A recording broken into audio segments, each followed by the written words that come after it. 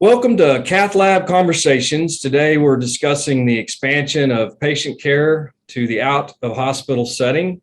We're in Oklahoma City today, and I'm Jim Melton, a vascular surgeon, co-founder of Cardiovascular Health Clinic in Oklahoma City. And I'm with my partner and colleague, Dr. Marcus Smith, an interventional cardiologist, also at the Cardiovascular Health Clinic here in Oklahoma. I would like to thank Philips for their support of the presentation today.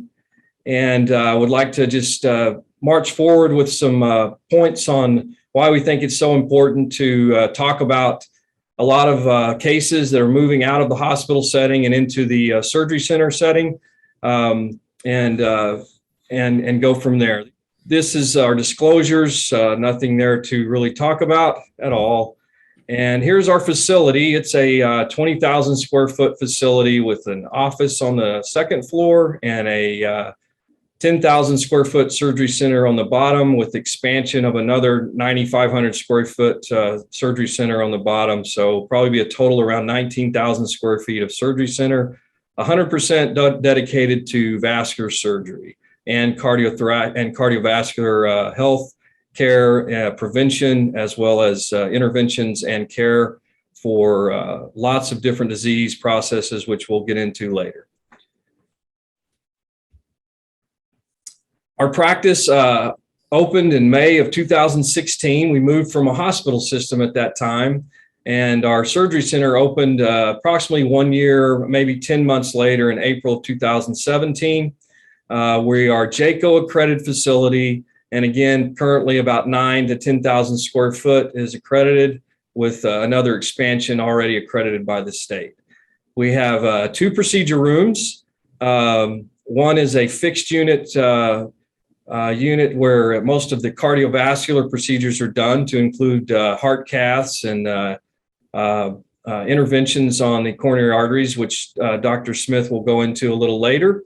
We have another operating room where we do a lot of procedures for end-stage renal disease, fistula creations, and other procedures to include peripheral arterial disease interventions for amputation prevention and limb salvage. Again, our procedure types in the surgery center are diagnostic and interventional coronary, diagnostic and interventional vascular, arterial and venous, cardiac rhythm management, which includes pacemakers, defibrillators, and loop recorders, dialysis creation and management, and neuropathy management with peripheral nerve stimulation. All of these procedures are done in an outpatient setting, and all the patients go home the same day.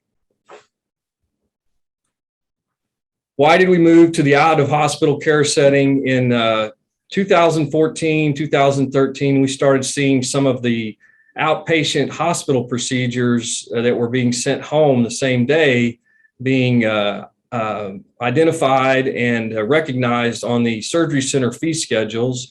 And we decided to make a leap at that time to try to give the patients the benefit of a low-cost center, low infection rate center, as well as very high patient satisfaction scores. The benefits of a hybrid model, which is defined as an office-based lab and an accredited JACO accredited surgery center, are numerous, which we'll get into, but the flexibility that gives the doctors and the patients is tremendous. And it gives us a lot of flexibility on what procedures we're doing. And that's why we chose to proceed with a hybrid model. Again, the impact of procedure trends, we think it's the future of cardiac care regarding all types of procedures. And I think with time, more and more procedures will be moving from the hospital to the outpatient setting in the surgery center. Improving the patient experience was mentioned earlier a little bit, but one of the main reasons is we have a model in our practice where we have rural clinics, and we have better access to care for our patients in the out-of-hospital setting, complementing what is happening in the hospitals today, of course, for more complicated procedures. Again, it's markedly increased patient satisfaction, personalized care, and kind of a concierge type of feeling when the patient arrives and leaves. And it's much more inviting. Again, lower infection rates just because it's a lower square footage facility, and very, very cost transparent. Patient selections are very important in this space, and it takes a very special, group of docs, which, we think we have accumulated here at the Cardiovascular Health Clinic.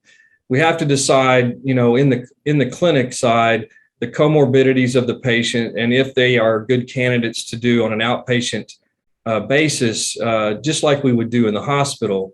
Obviously, cost is a big issue with our patients in rural Oklahoma and Southwest United States, in that they really need to know that their cost to the procedure markedly decreases in this space compared to the hospitals. And our most thought of consideration is obviously outcomes. We watch outcomes very closely, and we're very proud of our outcomes here at the Cardiovascular Health Clinic, and we keep a close eye on that data and present it anytime we get the chance to do that. We have some cases today, and I was going to let my partner, Dr. Marcus Smith, again, an interventional cardiologist who I'm very proud to call partner and colleague, who's been with us since 2017 and has been very instrumental in building the cardiovascular program from the cardiac standpoint to include risk factor modification and just everything involved with taking really good care of yourself from the cardiovascular standpoint. Thanks, Jim. When we were putting this together, I thought, I wanted to pick a case that kind of exemplified a couple of things. We could have gone down the road of looking at complex anatomy and a really intricate case, but I said, well, I wanted to show something that showed a little bit more about our facility and what brings to light some of the benefits of what we have here. So I said, this guy actually came to my care within the last 3 or 4 months, actually. As it says here, he's a 64-year-old man, has a history of some risk factors of cholesterol issues. In the last 3 months, he kind of developed some CCS3 angina. And so here at our facility, we have the capabilities of doing in-house PET and nuclear stress tests. Luckily, when I saw him, I believe it was on a Monday, I was able to work with our team to get him authorized and get him on the schedule for a Tuesday PET stress test. The beautiful part about that PET stress test is the accuracy. We've got about 90% sensitivity on these PET stress tests. So I was in the building when the stress test took place, and they called me and said, listen, this gentleman's having quite a lot of chest pain and feeling like he may pass out when he's having the stress test. So I went over there and I saw him, I reevaluated him, and I was able to read the stress test on the spot and said, boy, there's a really large anterior defect on the front part of the heart that was definitely concerning given his symptoms now are correlating with an abnormal functional study. So we again worked with our team, which is great here. We have all in-house coordinators here, and we're able to get him pre-authorized and through on the cath schedule in the next 48 hours. So he went from being a new patient to getting a stress test, which was abnormal, to getting a heart cath all within about a 3 or 4 day period, which lo and behold ends up being a very important thing, because when we did the angiogram, we were able to find that he had a very tight proximal LAD lesion that we were able to fix with a drug-eluting stent. We did this radially, and he went home the same day. I've seen him in follow-up now about a month ago, chest pain-free, doing well, living life, saying he's got many more years with his grandkids. So I thought that was a really cool story just to exemplify the flow that we have here, which is very unusual. I think a lot of patients will experience I saw the doctor, I got a stress test in a couple of weeks. I saw him back after the stress test. He said it was abnormal. It took him a couple more weeks. And, who knows what kind of outcomes you're going to have in the meantime if you're delaying care on a really tight proximal to mid LAD lesion like he had. So, and then to do it radial, go home the same day. I thought it was a really nice example of how we're able to do what would consider years ago hospital medicine in an outpatient basis, and doing it very effectively, efficiently, and cost effective on top of all that. That's a very good case. Thanks, Marcus. I appreciate you going through that.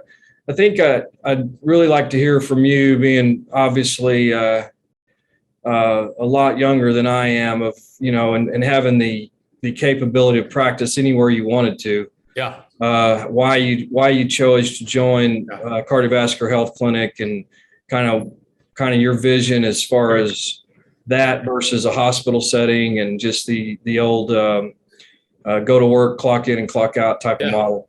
I think that's a great question too, because I kind of like most people out of training thought, all right, I'm getting out of training. I have to join one of the big hospitals. And I did.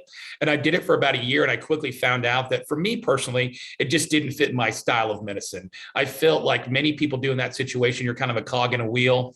You don't have much say in how the future is for that facility or for your own self for that matter. So my story is kind of funny that, you start talking to people. Oklahoma City is a decently small town. And, I knew that this facility, ironically, was about 3 miles from my house. And I drove by it every day. So I knew it was being built and I knew it was functional when I started seeing this. And I started talking to reps and started talking to other people. And they're like, hey, the Smith and Melton are doing this kind of outpatient deal over there. And I kind of had an entrepreneurial spirit. And I realized that I saw the landscape of medicine and cardiac medicine very much merging towards the outpatient sector. So I thought, getting ahead of this would be ideal. And my story is I think I cold called you and Dwayne one night and just said, hey guys, I'm a local guy in town. I'm young, but I really am interested in the model that you guys are implementing over there. And I think within a week, I want to say that you and I and Jim and Dwayne and I had sat down at a dinner. I think we hit it off for about 2.5, 3 hours. And I think I was ready to ink a deal in the next week because I was, I think the best business advice that you can take is find the smartest guys in the room and hang on to their coattails and let them take you on a ride. I knew what you guys had done locally, building hospitals. And I knew that the next chapter of this would be something really special. And here we are 5 years down the road. And I can tell you honestly, the best call I ever made, the best decision I ever made, I guess outside of marrying my wife, is to make sure that I'm with people that I truly 100% agree. We have the same vision. You guys have been pioneers locally and nationally. So I feel extremely honored to be having under the tutelage of you guys from a medical standpoint and from a business standpoint. And it's been really rewarding because I grew up in Oklahoma to give healthcare back to Oklahomans, both in the city I grew up with and in rural Oklahoma, which 1/3 of all Oklahomans live in rural markets. To be able to give affordable healthcare is a really, really rewarding thing. It's one of the most rewarding things I've done in my career is to be able to provide healthcare to people that couldn't get it because they couldn't afford it. We talk about the Hippocratic Oath many times speaks of the first line. It says, first do no harm. I think the new iteration should be first do no financial harm. When you give somebody a diagnosis of heart disease or cancer, unfortunately, their first reaction is, what's this going to cost me? And it shouldn't be that way. We should be able to give affordable healthcare. And I think that's exactly what we're doing here. And to hear that and to feel that we can do that, I rest my head on the pillow very comfortably at night, knowing I'm doing what I intended to do in medicine from the get-go, and that's help people and get access to care for my fellow Oklahomans. Yeah, very, very well said. I think that I second a lot of what Marcus said. I think we were very stable in a hospital setting, and again, had built 2 pretty big hospital-based or physician-owned hospitals, cardiac hospitals in town, and just saw that the amount of cases that we were seeing move to the outpatient surgery center, or at least have a chance to, was going to grow with time. And we still think that list of CMS approved procedures is going to grow significantly over time. And like Marcus, I'm in the limb salvage amputation prevention business, and it became frustrating to try to get an angiogram done and then not get on the schedule for another week or two, and see patients lose tissue and lose the possibility of saving a limb, at a hospital. And it's not necessarily the hospital's fault. It's just a big place, and it's a lot of people trying to do things.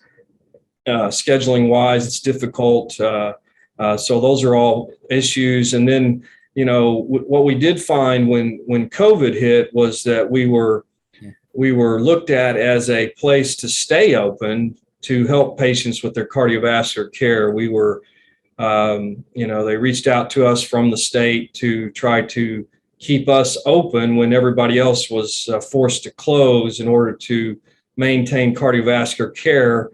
And while people, continue to have heart attacks and continue to have limb-threatening issues, we were on the front line trying to stay open, and we really never saw much dip in business. So I think that was a really important way to see the outpatient space and its value with the terrible epidemic that we all faced. Yeah, I definitely think, let me piggyback on that, Jim. I think that's exactly right. I think, when we started seeing national trends, whether it be a 40% reduction in things like screening mammograms or colonoscopies, or from my line of work, just people needing to get their echocardiogram or their stress test or whatnot, we saw that nationally, those numbers are dropping drastically. And it wasn't because those people didn't have a need to do it. They had a fear of doing it in environments that they thought were higher risk for contraction of COVID. And of course, when you have an outpatient environment like we do, that has basically all the utility of an inpatient environment without the risk of overnight COVID patients and some of the exposure risk, it allowed people to continue their healthcare in a pandemic without that fear. And I had a lot of feedback in the last couple of years about how good people felt coming in our environment, and it allowed them to continue their care, because again, these trends are really scary nationally in terms of these preventative measures. And even people, MIs are down at some point in time during the pandemic, 20 to 35%. That means they were not happening. It's people weren't presenting and getting the adequate care because of fear of the environment that they had to go into to get that care. I agree totally. I think that it's a very, very good conversation. Marcus, thanks for the case presentation. Final thoughts tonight, advice for physicians on opening their own lab. I think that it's real important to have people that know what they're doing with surgery center openings and accreditations and all you have to go through to get that done. It's a lot easier to open an office-based lab only, but the trends, as we know today, are heading towards surgery centers, and a lot of the procedures that we've talked about today on the video today is cannot be done in an office-based lab. So the surgery centers are an important part of that build, and I think it's really important to get consultants that know what they're doing and have done this before. I think that predictions on out-of-hospital trends are more and more cases will be moved to the outpatient space. There's no doubt in my mind, because we can show them outcomes, and we can show them the same outcomes they're getting from sending those patients home, at the hospitals the same day also. Personally, from the cardiovascular health clinic standpoint, we plan on growing this platform across the country, Southwest, West, East, North, everywhere. We want to have partners with like minds and like practices that treat their patients like we do, so we can scale the business and have a lot more impact on patient care going forward. We're real excited about mergers and acquisitions, present day and going forward. That's a big part of what we do now, and we're very excited about that part of the business. I think that the out-of-hospital care setting obviously impacts not only business, but our community at large. Again, the COVID example was a great example of state representatives reaching out to us to say, please help us. These patients need help, and we can't get them in the hospital because of certain limitations because they're full. And we took that as a challenge and definitely stepped up to the plate. So I think that that community care and also having the patients have access to care is basically our mission statement. And so I think those are final thoughts going forward. And Marcus, do you have anything else on that? Yeah, I'd just say from my perspective, agreeing with everything you're saying, it's been a rewarding personally, and the future looks bright. I think you've got to look at the landscape of healthcare and realize that a lot of healthcare dollars are being spent on cardiovascular care. And we know that many hospitals strive to achieve 80 to 90% same-day discharge on their procedures. If you could segue some of that money and some of those procedures into our space or spaces like ours, the savings is going to be giant. So I think in order to save some of the dilemmas that we've had in healthcare, we've got to start being forward thinking, which I think our group locally and nationally has been a great example of that. So I hope we encourage people to feel entrepreneurial, and they can do it, and they can exist outside of the confines of big hospital systems. And big hospital systems are important. We're not saying that they're not. We all have patients that have acute needs that need to go to the hospital, but for that 80+% that could be on an outpatient basis, why not do it on an outpatient basis on this? And in terms of an outpatient setting, I think we're showing that patient satisfaction, cost, accessibility are all huge advantages to what we can offer. Thanks, Marcus. with this final discussion, we'll wrap it up today. And thank you, and thank everybody for listening. We would also like to thank, obviously, Phillips for their support of today's discussion. To learn more, please visit phillips.com/symphony suite.